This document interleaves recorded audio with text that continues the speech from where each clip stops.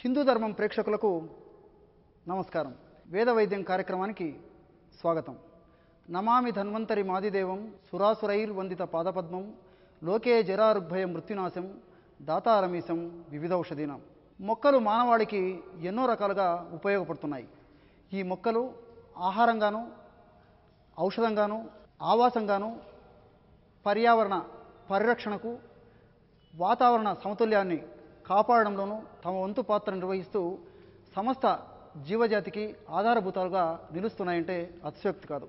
అలాంటి మొక్కల్లో ఔషధంగా పనిచేసేటువంటి చక్కటి మొక్క సోపు మొక్క.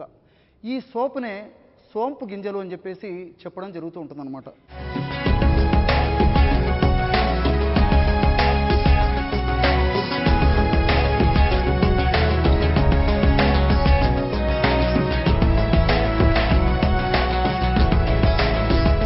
సోంపు గింజలు.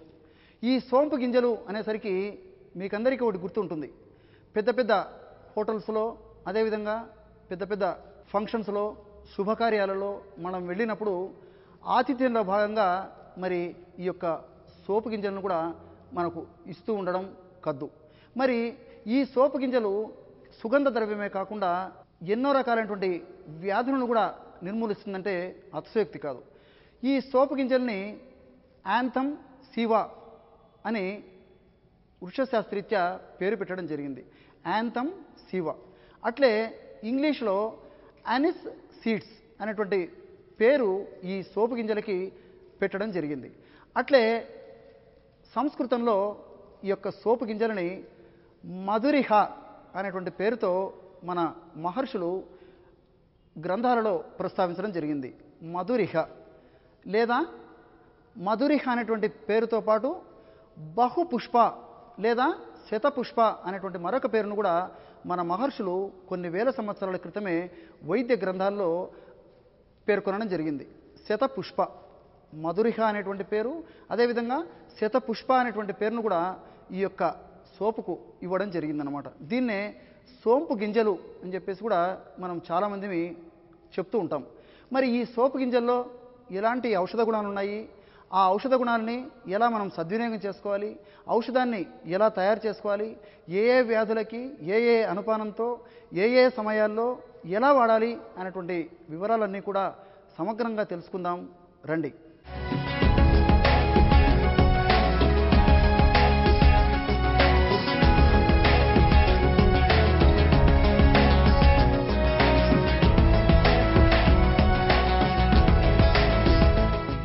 నోటి దుర్వాసన సమస్య.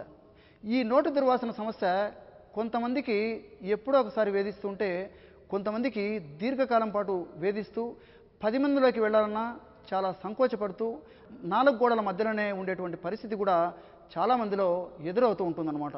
ఇది చెప్పశక్యం కానీ చాలా మానసికంగా కుంగదీసేటువంటి సమస్య ఈ నోటి దుర్వాసన అంటే అతిశయోక్తి కాదు. ఈ నోటి దుర్వాసనని మన మహర్షులు కొన్ని వేల సంవత్సరాల క్రితమే ఆయుర్వేద వైద్య గ్రంథాల్లో ఆస్య దౌర్గంధ్యం, ముఖ దౌర్గంధ్యం అనేటువంటి పేర్లతో ఈ వ్యాధిని పిలవడం జరిగింది. ఈ వ్యాధికి చక్కటి చికిత్సను కూడా తెలియజేయడం జరిగింది. దీన్ని ఆధునిక వైద్యులు హ్యాలిటోసిస్ అనేటువంటి పేరుతో ఈ యొక్క వ్యాధికి చెప్పడం జరుగుతుంది. హ్యాలిటోసిస్. ఆధునిక వైద్యంలో నోటి దుర్వాసనని హ్యాలిటోసిస్ అనేటువంటి పేరుతో ఆధునిక వైద్యులు చెప్తూ ఉంటారు. ఆయుర్వేద వైద్యపరంగా ఆస్య దౌర్గంధ్యం లేదా ముఖ దౌర్గంధ్యం అని చెప్పేసి మన భారతీయ వైద్యులు, భారతీయ ఋషులు చెప్పినటువంటి సంస్కృత పేరు. మరి ఈ ఆస్య దౌర్గంధ్యం లేదా నోటి దుర్వాసన ఎందుకు వస్తుంది అని మనం ఆలోచన చేసుకుంటే, నీరు తక్కువగా తాగడం ఒక ప్రధానమైనటువంటి కారణం. అదేవిధంగా నోటి అపరిశుభ్రత, నోటిని సరిగ్గా శుభ్రం చేసుకోకపోవడం వల్ల కూడా మరి ఈ నోటి దుర్వాసన అనేది వస్తూ ఉంటుంది. అంతేకాదు జీర్ణాశయానికి సంబంధించినటువంటి సమస్యలు, అంటే కడుపులో నొప్పి ఉండడము, ఆహారం సరిగ్గా జీర్ణం కాకపోవడము, మలబద్ధకంగా ఉండడము, ఇలాంటి సమస్యల వల్ల కూడా నోటి దుర్వాసన రావడం కద్దు. అంతేకాదు కొన్ని రకాలైన ఔషధాలు వాడడం వల్ల కూడా నోటి దుర్వాసన వస్తూ ఉంటుంది. దీంతోపాటు కొన్ని రకాలైనటువంటి వ్యాధులు, ముఖ్యంగా ఈ మధుమేహ వ్యాధి ఉన్నప్పుడు కొంతమందిలో నోటి దుర్వాసన మనం గమనిస్తుంటాం. మరి ఇలాంటి అనేక కారణాల వల్ల వచ్చేటువంటి ఈ నోటి దుర్వాసనకి మన మహర్షులు వేల సంవత్సరాల క్రితమే అత్యద్భుతమైనటువంటి ఔషధ గుణాలని ఈ సోపులో పొందుపరిచి మనకు అందించడం జరిగింది.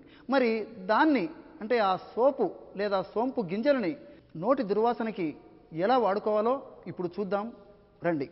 ఈ నోటి దుర్వాసన తగ్గేందుకు ఒక పావు చెంచా సోపు గింజలు తీసుకోండి. చూశారు కదా ఎంత సులువైనటువంటి వైద్యమో. ఒక పావు చెంచా సోపు గింజలు. అదేవిధంగా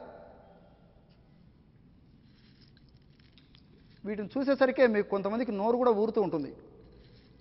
చెప్పండి మరి. ఏలకులు మనకందరికీ తెలిసినటువంటిదే. మరి ఎలక్టేరియా కార్డమం అని వృక్షశాస్త్రీత్యా దీనికి పేరు పెట్టడం జరిగింది. ఎలాచి అని సర్వసాధారణంగా చెప్తుంటారు. మనము ఏలకులు అని చెప్పేసి తెలుగులో చెప్పడం జరుగుతూ ఉంటుందన్నమాట. ఈ ఏలకులను ఒక్క ఏలకును తీసుకోవాలి. దీన్ని ఈ విధంగా పొట్టు తీసేసి అందులో ఉన్న విత్తనాలన్నింటినీ ఇందులో వేసేయాలి. ఇంతే. ఒక పావు చెంచా సోపు గింజలు, ఒక్క ఏలకు బుడ్డని ఆ పై పొట్టు తీసేసి ఆ విత్తనాలు కూడా ఇందులో కలిపాం. ఇంతే, ఔషధం రెడీ అయింది. దీన్ని నోట్లో వేసుకొని దవడలో ఉంచుకొని కొద్దిగా రసం మింగుతూ ఉండాలన్నమాట. ఈ విధంగా ఉదయం ఒకసారి, సాయంత్రం ఒకసారి రెగ్యులర్గా క్రమం తప్పకుండా కొన్నాళ్ల పాటు చేయడం వల్ల ఈ నోటి దుర్వాసన అనేటువంటి సమస్య తగ్గిపోతుంది.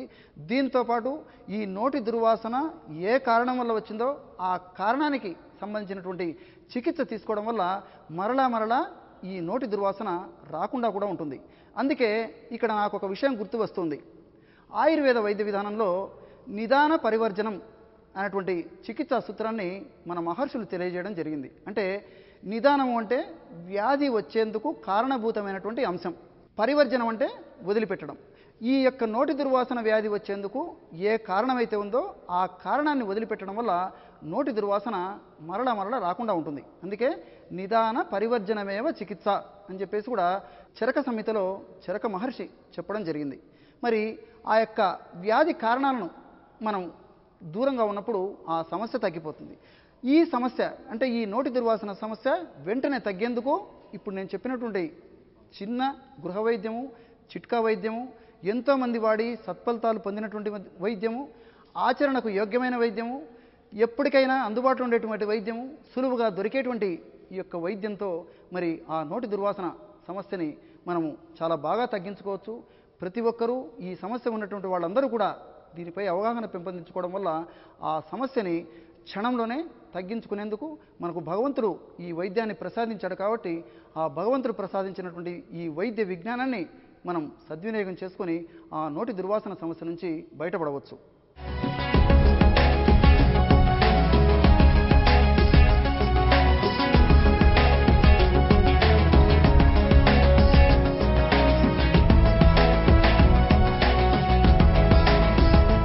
మరొక సమస్య అధిక వేడి సమస్య. అంటే ఒళ్ళంతా ఎప్పుడు వేడిగా ఉంటుంది. చాలామంది మనలో ఈ సమస్యతో ఇబ్బంది పడుతూ ఉంటారు. ఈ సమస్య కోసము వివిధ రకాలైనటువంటి వైద్య విధానాలని, రకరకాలైనటువంటి ఆసుపత్రులను సంప్రదిస్తుంటారు. ఈ ఆసుపత్రులలో మరి రకరకాలైనటువంటి వ్యాధి నిర్ధారణ పరీక్షలు చేసేసి కొన్నిటికైతే ఈ వేడి లక్షణం దేనివల్ల వస్తుందో తెలుస్తుంది. మరికొన్నిటికి ఎలాంటి పరీక్షలు చేసినప్పటికీ ఆ వేడి పేషెంట్ అంటే రోగి చెప్తే తెలుస్తుంటుంది తప్ప వ్యాధి నిర్ధారణ పరీక్షలో ఏమాత్రం కూడా అవగతం కాక మరి ఆ యొక్క రోగ పీడితులు మానసికంగా, శారీరకంగా కుమిలిపోయేటువంటి పరిస్థితి కూడా ఎదురవుతూ ఉంటుంది. అతి వేడి. వైద్యుల వద్దకు వచ్చినప్పుడు డాక్టర్ గారు నాకు చాలా వేడిగా ఉంటుందండి, ఏదైనా ఔషధం ఇవ్వండి అని చెప్పేసి. మరి ఈ వేడి అనేది ఒక్కొక్కసారి బయటికి వ్యక్తమవుతుంటుంది. అంటే జ్వర రూపంలో ఒంటిని పట్టుకున్నప్పుడు వేడిగా ఉంటుంది. కొంతమందికి మాత్రము ఆ బయటికి పట్టుకున్నప్పుడు అంటే ఒంటి చర్మాన్ని తగిలినప్పుడు వేడి లేకపోయినప్పటికీ శరీరంలో వేడి లక్షణాలు వస్తూ ఉంటాయి. కళ్ళ మంటలు, కాళ్ళ మంటలు, కాళ్ళు చేతులు మంటలు, కడుపులో మంట, మరి ఈ తల భాగంలో మంట, ఇలా రకరకాలుగా ఈ వేడి అనేటువంటి అంశ వేడి లక్షణము మరి మన దేహంలో ఉత్పత్తి అవుతూ చాలా ఇబ్బంది పెడుతూ ఉంటుంది. మరి కారణము ఇంతకుముందే చెప్పుకున్నాం. కొన్నింటికైతే కారణం స్పష్టంగా తెలుస్తుంది, కొన్నిటికి కారణం స్పష్టంగా చెప్పడం కూడా కష్టం. ఇలాంటి సందర్భాలలో మరి మన మహర్షులు వేల సంవత్సరాల క్రితమే ప్రతిపాదించినటువంటి సిద్ధాంతాలను మనం ఒక్కసారి చూసినట్లయితే చాలా ఆశ్చర్యం వేస్తుంది. వాళ్ళు వేడి అనేటువంటి లక్షణం ఏదైతే ఉందో ఆ వేడి అనేది శరీరంలో పిత్తదోషం అధికంగా ఉత్పత్తి అయ్యి పిత్తదోష ప్రాబల్యం వల్ల వేడి లక్షణాలు ఉత్పత్తి అవుతాయని చెప్పేసి చెప్పడం జరిగింది. ఈ పిత్త దోషాన్నే మరి అగ్నిదోషం అని చెప్పేసి కూడా చెప్పడం జరిగింది. ఆ పిత్త దోషాన్ని ఎప్పుడైతే ఆహార పరంగాను, ఔషధ పరంగాను, అదేవిధంగా విహార పరంగాను మనం తగ్గించుకోగలమో అప్పుడు ఆ వేడి లక్షణాలు కూడా క్రమక్రమంగా సమసిపోతాయి. ఇది నిజంగా విచిత్రమైనటువంటి అంశం. ఈరోజు ఈ అధునాతన యుగంలో మరి వైద్య ప్రపంచము 21వ శతాబ్దంలోకి అడుగు పెట్టినప్పటికీ ఆ వేడి అనేటువంటిది వైద్య ప్రపంచానికి ఇప్పటికి కూడా చాలా వరకు అంతుపట్టినటువంటి సమస్యని కొన్ని వేల సంవత్సరాల క్రితమే సూక్ష్మప్రాయంగా, క్లుప్తంగా, సవివరణంగా, వివరణాత్మకంగా కొన్ని పుస్తకాలలో చాలా సంపూర్ణంగా కూడా వీటిని వివరించడం జరిగింది. మరి ఇలాంటి వేడి తగ్గేందుకు భగవంతుడు ఈ సోపు గింజలతో చక్కటి ఔషధాన్ని మనకు ప్రసాదించడం జరిగింది. మరి ఇలాంటి వేడి ఉన్నప్పుడు ఔషధాన్ని ఎలా తయారు చేసుకోవాలో, ఔషధాన్ని ఎలా ఉపయోగించుకోవాలో ఇప్పుడు తెలుసుకుందాం. దీనికి కావలసినటువంటి వస్తువులు రాసుకోండి, చెప్తాను. సోపుని వేయించి పొడి చేసి పెట్టుకోండి. ఇంతకుముందే చూసుకున్నాం కదా సోపు గింజల్ని, దీన్ని వేయించేసేసి పౌడర్ చేసి పెట్టుకోండి. ఈ విధంగా వేయించి పౌడర్ తయారు చేస్తే ఈ విధంగా తయారవుతుంది. సోపు గింజల పొడి ఒక 25 గ్రాములు తీసుకోండి. బాదం పప్పు మనకందరికీ తెలిసినటువంటిదే, ఆల్మండ్ అంటుంటారు అనమాట. ఈ బాదం పప్పును కూడా పొడి చేసుకొని ఈ విధంగా తయారైనటువంటి ఈ పొడిని కూడా 25 గ్రాములు తీసుకోండి. మన ఇంట్లో మరి అందరికీ తెలిసినటువంటి మహత్తరపూర్వకమైనటువంటి ఆహార వస్తువు, ఆహార పదార్థాల్లో మనం వాడుకునేటువంటి దివ్యమైనటువంటి ఔషధం. చూశారు కదా, మీకు అందరికీ తెలుసు. ధనియాలు, కొరియాండ్రం సెటైవం అని చెప్పేసి వృక్షశాస్త్రరీత్యా ఈ ధనియాలకి పేరు పెట్టడం జరిగింది. కొరియాండర్ సీడ్స్ అని చెప్పేసి ఇంగ్లీష్లో చెప్పడం జరుగుతుందన్నమాట. కొత్తిమీర మొక్క నుంచి ఈ ధనియాలు వస్తాయన్నమాట. ఆ కొత్తిమీర మొక్క నుంచి వచ్చేటువంటి ఈ ధనియాలను దూరగా వేయించేసేసి చూర్ణం చేసుకొని ఆ విధంగా తయారు చేసుకున్నటువంటి చూర్ణం అంటే ఈ విధంగా తయారవుతుంది అనమాట. ఈ చూర్ణాన్ని కూడా ఒక 25 గ్రాములు తీసుకోండి. సోపు గింజల చూర్ణము, బాదం పప్పుల చూర్ణము, ధనియాల చూర్ణము ఇప్పుడు ఒక్కొక్కటి 25 గ్రాముల చొప్పున తీసుకున్నాం. అట్లే యాలకుల పొడి, ఎలక్టేరియా కార్డమం, ఇలాచి, ఈ యాలకులని పై చర్మాన్ని తొలగించేసేసి లోపల విత్తనాల్ని బాగా మెత్తగా దంచేసేసి పౌడర్ తయారు చేసుకొని ఈ యాలకుల పొడిని ఈ విధంగా తయారైనటువంటి ఈ యాలకుల పొడిని కూడా 25 గ్రాములు తీసుకోండి. పటిక బెల్లం, ఈ పటిక బెల్లం కూడా ఇంచుమించు సంవత్సరం అంతా చాలా ఇళ్లలో ఉంటుంది. లేదంటే ఆయుర్వేద ఔషధ దుకాణాల్లో కానీ లేదా డిపార్ట్మెంటల్ స్టోర్స్లో కానీ జనరల్ స్టోర్స్లో కానీ చాలా చౌక ధరకు లభ్యమయ్యేటువంటి ప్రసాదానికి ఉపయోగపడేటువంటి ఔషధం. దీన్నే కలకండ అని చెప్పేసి కొన్ని ప్రాంతాల్లో, నవ్వుబోతు అని చెప్పేసి కొన్ని ప్రాంతాల్లో, పటిక బెల్లం అని చెప్పేసి కొన్ని ప్రాంతాల్లో చెప్పడం జరుగుతూ ఉంటుందన్నమాట. ఈ పటిక బెల్లము లేదా కలకండని పొడి చేసేసుకొని ఆ పొడిని కూడా ఈ విధంగా తయారైనటువంటి ఈ పొడిని కూడా ఒక 25 గ్రాములు తీసుకోండి. చూశారు కదా, మళ్ళీ ఒక్కసారి చూసుకోండి. సోపు గింజల పొడి 25 గ్రాములు, బాదం పప్పు పొడి 25 గ్రాములు, సోపు గింజల పొడి, బాదం పప్పు పొడి, ధనియాల పొడి రాసుకుంటున్నారు కదా, ఏలకుల పొడి, పటిక బెల్లం పొడి, ఈ 5 వస్తువులని ఒక్కొక్కటి 25 గ్రాముల చొప్పున తీసుకున్నాం. మీకు అర్థమయ్యేందుకు ఉదాహరణ నిమిత్తము కొద్దిగా వేసి ఔషధాన్ని తయారు చేసి మీకు చూపిస్తాను. సోపు గింజల పొడి 25 గ్రాములు అనుకున్నాం కదా, ఒక అర చెంచా సోపు గింజల పొడి తీసుకుంటున్నాను. చూడండి, సోపు గింజల పొడి ఒక అర చెంచా తీసుకున్నాను. అట్లే బాదం పప్పు పొడి,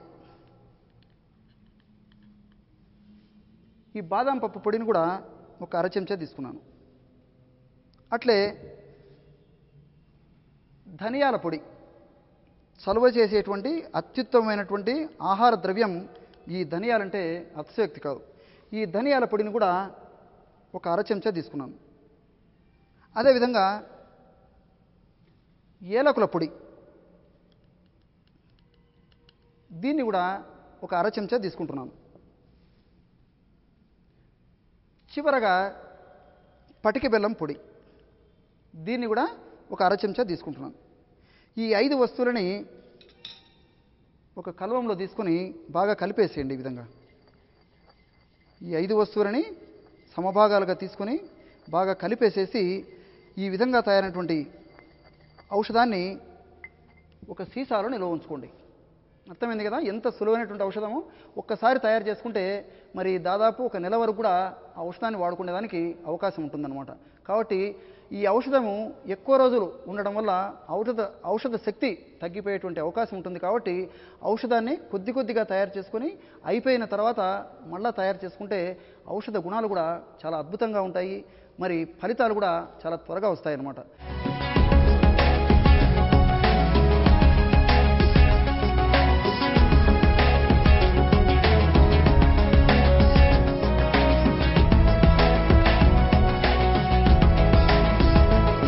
ఈ విధంగా తయారైనటువంటి ఔషధాన్ని రోజు రాత్రి పడుకునేటప్పుడు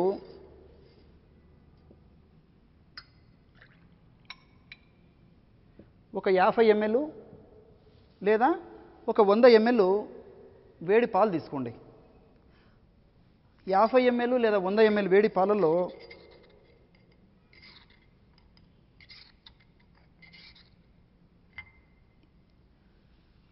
దాదాపు ఒక 3 గ్రాముల నుంచి 5 గ్రాముల వరకు ఈ పొడి కలిపేసేయండి. అంటే ఇంచుమించు ఒక అర చెంచా, ఇంతే.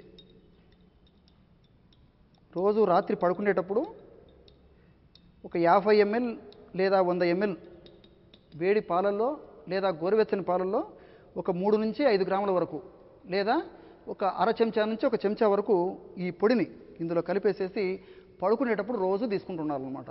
ఈ విధంగా తీసుకోవడం వల్ల శరీరంలో ఉన్నటువంటి వేడి అంటే పిత్తదోషము క్రమక్రమంగా సర్వసాధారణమైనటువంటి దశకు వచ్చి ఆ లక్షణాలన్నీ కూడా తగ్గిపోతాయి. అంటే కళ్ళు మంటలు, కాళ్ళ మంటలు, అదేవిధంగా కడుపులో మంట ఉండడము, అదేవిధంగా చేతులు మంట ఉండడము, తలలో మంట ఉండడము, ఇలాంటి లక్షణాలన్నీ కూడా ఈ ఔషధం ద్వారా తగ్గిపోతాయి.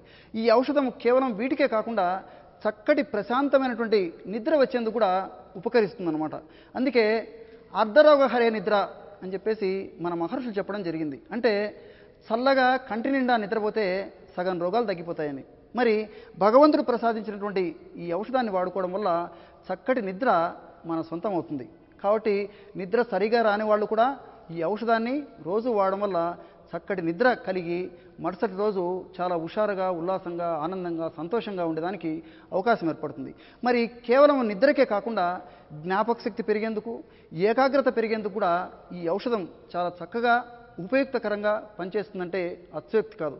కాబట్టి పిల్లల నుంచి పెద్దవాళ్ళ వరకు కూడా వాళ్ళకు సంబంధించినటువంటి ఇబ్బందులు, అంటే కొంతమందికి జ్ఞాపక శక్తి సరిగా ఉండదు, కొంతమందికి నిద్ర సరిగా ఉండదు, కొంతమందికి వేడి లక్షణాలు ఉంటాయి. ఈ విధంగా ఎలాంటి కారణాల వల్ల ఈ సమస్యలు ఉన్నప్పటికీ ఈ ఔషధాన్ని వాడుకోవడం వల్ల మరి అతి త్వరలోనే ఆ సమస్యల నుంచి బయటపడగలుగుతారు. భవిష్యత్తులో మరి ఈ యొక్క ఔషధాల వల్ల కూడా ఎలాంటి ఇబ్బంది కూడా ఉండదు. కాబట్టి మరి భగవంతుడు ఇచ్చినటువంటి ఈ వైద్య విజ్ఞానాన్ని ఆయా సందర్భానుసారంగా మనం సద్వినియోగం చేసుకుంటే చక్కటి ఆరోగ్యాన్ని కూడా మనం సొంతం చేసుకోగలుగుతాం.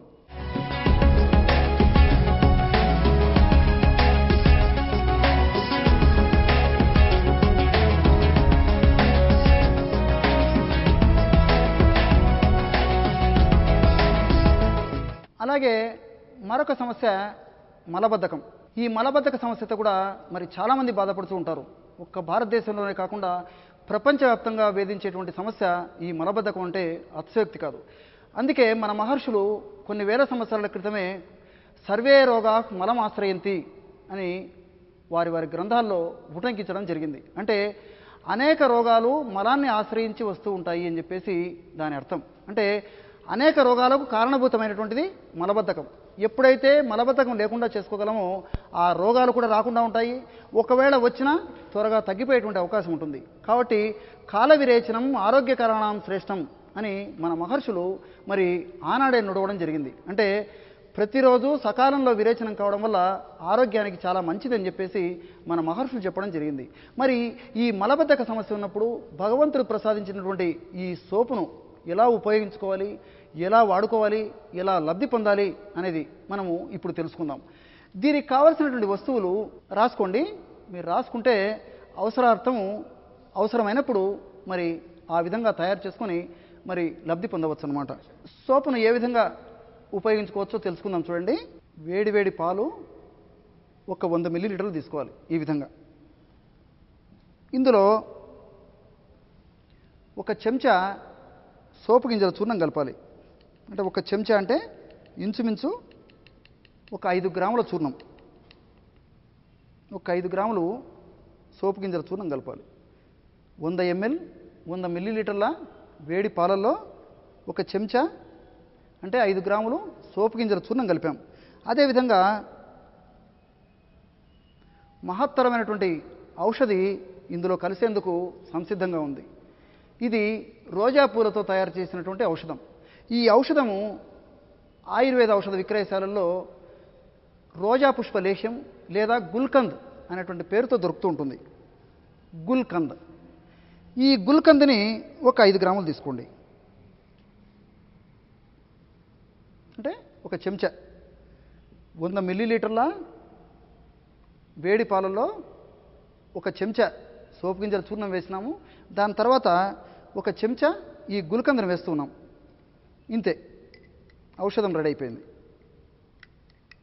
ఎంత సులువైనటువంటి ఔషధము మనకు భారతీయ వైద్యంలో మన మహర్షులు ప్రసాదించారో చూడండి. అన్నీ తెలిసినటువంటి వస్తువులే. వీటిపై మనకు సరైన అవగాహన లేకపోవడం వల్ల వాటిని మనం సరిగా సద్వినియోగం చేసుకోలేకపోతూ ఉన్నాం అన్నమాట. ఔషధం తయారైంది. దీన్ని రోజు రాత్రి పడుకునేటప్పుడు ఈ యొక్క ఔషధ మిశ్రిత క్షీరం అంటే ఔషధ మిశ్రిత పాలను సేవించడం వల్ల ఈ మలబద్ధక సమస్య క్రమక్రమంగా దూరమైపోతూ ఉంటుంది. అంతేకాదు, కడుపులో వికారాలు కూడా ఈ యొక్క ఔషధం వల్ల తగ్గిపోతాయి అన్నమాట. అంటే కడుపులో మంట, బాధ, నొప్పి ఇలాంటి లక్షణాలు కూడా మరి ఈ యొక్క ఔషధం వల్ల తగ్గిపోతాయి. చూశారు కదా, మరి సోపుతో మలబద్ధకానికి భగవంతుడు ఋషుల ద్వారా ఎలాంటి ఔషధాన్ని మనకు అందించారో, మరి ఇలాంటి సమస్య ఉన్నప్పుడు ఈ ఔషధాన్ని సద్వినియోగం చేసుకోవడం వల్ల ఆ మలబద్ధక సమస్య మన నుంచి దూరం అయిపోతుందన్నమాట.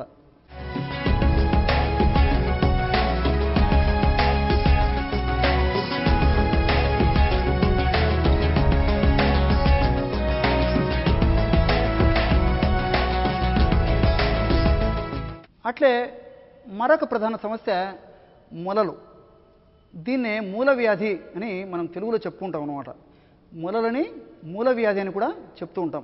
ఆయుర్వేదంలో మన మహర్షులు అర్శస్సు అనేటువంటి పేరుతో ఈ వ్యాధికి నామకరణం చేయడం జరిగింది. అరివత్ విషసంతీతి అర్శాంసి. అంటే అరి అంటే శత్రువు, విషసంతి అంటే వేధించడం.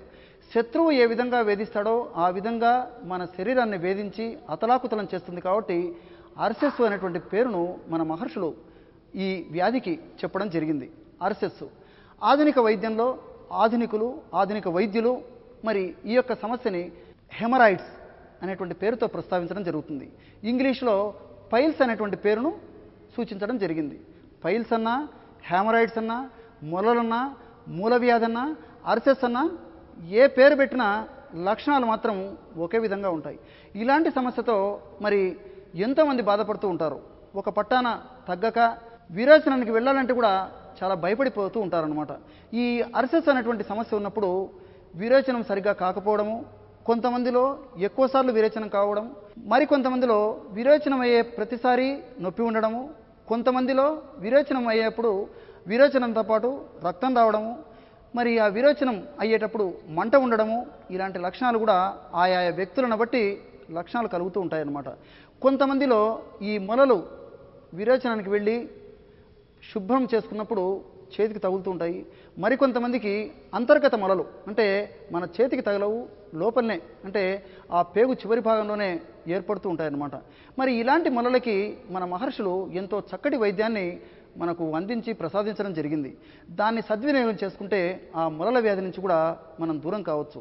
ఔషధాన్ని ఎలా తయారు చేసుకోవాలంటే చాలా సులువు, పిట్ట కొంచెం కూతగనం, సూక్ష్మంలో మోక్షం. ఇవన్నీ మన పెద్దలు చెప్పినటువంటి సద్వాక్యాలు, అక్షరాల నిజమని ఇవన్నీ కూడా మనకు నిరూపిస్తూ ఉన్నాయి.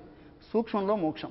మరి దీనికి కావలసినటువంటి వస్తువులు రెండే రెండు. సోపు గింజలని వేయించి చేసినటువంటి చూర్ణము 10 గ్రాములు తీసుకోండి.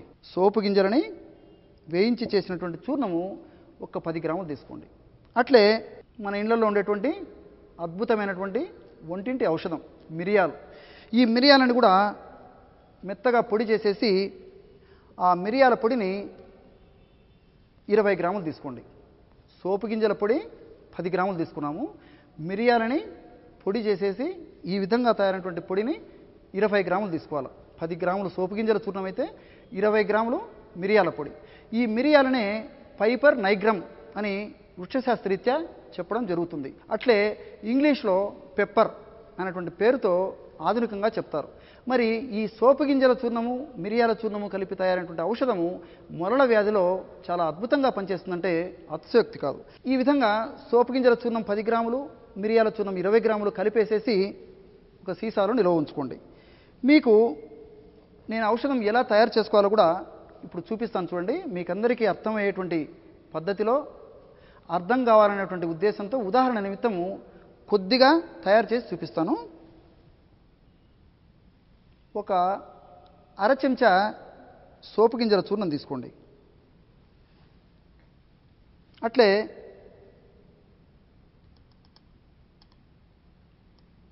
ఒక చెంచా మిరియాల పొడి. అంటే ఒక్క భాగం సోపు గింజల చూర్ణం అయితే 2 భాగాలు మిరియాల పొడి. ఈ రెంటిని బాగా కలిపేసేయాలి. ఔషధం రెడీ అయింది చూడండి, అయిపోయింది. సోపు గింజల చూర్ణము, మిరియాల చూర్ణము కలిపి తయారు చేసుకున్నటువంటి ఔషధం రెడీ అయింది. ఈ ఔషధాన్ని మొలల వ్యాధి పీడితులు ఉదయం ఒకసారి, సాయంత్రం ఒకసారి, అవసరమైతే రాత్రిపూట మరొకసారి కూడా వాడుకోవచ్చు. సర్వసాధారణంగా ఉదయం, సాయంత్రం తీసుకుంటే సరిపోతుందన్నమాట. ఈ విధంగా తయారు చేసుకున్నటువంటి ఈ పొడిని, అంటే సోపు గింజల చూర్ణము, మిరియాల చూర్ణము కలిపి తయారు చేసుకున్నటువంటి ఈ పొడిని ఒక 3 చిటికెల ప్రమాణంలో తీసుకొని ఒక అర చెంచా తేనె కలిపేసేయాలి. ఈ విధంగా ఇంతే. 3 చిటికెల పొడిని ఒక అర చెంచా తేనె కలిపితే ఔషధం రెడీ అయిపోయింది. దీన్ని ఉదయం ఒకసారి, సాయంత్రం ఒకసారి రోజు తీసుకోవడం వల్ల ఆ మొలల సమస్య క్రమక్రమంగా తగ్గిపోతుందన్నమాట. ముఖ్యంగా చలికాలము, అదేవిధంగా వర్షాకాలంలో ఈ సమస్య ఉంటే ఈ ఔషధాన్ని 3 పూటలు కూడా వాడుకోవచ్చు. వేసవి కాలంలో మాత్రము ఈ ఔషధాన్ని కొద్ది ప్రమాణంలోనే 2 పూటలు వాడుకుంటే సరిపోతుంది. చూశారు కదా, మిరియాలు, సోపు గింజలతో భగవంతుడు ఎంతటి చక్కటి ఔషధాన్ని ఈ మొలలకు మన కోసం ప్రసాదించాడో దీన్ని సద్వినియోగం చేసుకోవడం వల్ల ఆ మొలల సమస్య క్రమక్రమంగా తగ్గిపోతుంది. చూశారు కదా, ఈరోజు ఈ కార్యక్రమంలో సోపు గింజల ప్రాధాన్యతలు, మరి ఔషధంగా ఏ వ్యాధులకు వాడుకోవచ్చు, ఎలా ఔషధాన్ని తయారు చేసుకోవచ్చు, ముఖ్యంగా నోటి దుర్వాసన సమస్య, అమిత వేడి సమస్య, మొలల సమస్య, మలబద్ధక సమస్య, ఇలాంటి సమస్యలకి మరి సోపు గింజలని ఎలా సద్వినియోగం చేసుకోవచ్చో తెలుసుకున్నాం కదా. మరొక కార్యక్రమంలో మరొక అంశంతో మీ ముందుకుంటాం. అంతవరకు సెలవు. లోకా సమస్త సుఖినో భవంతు.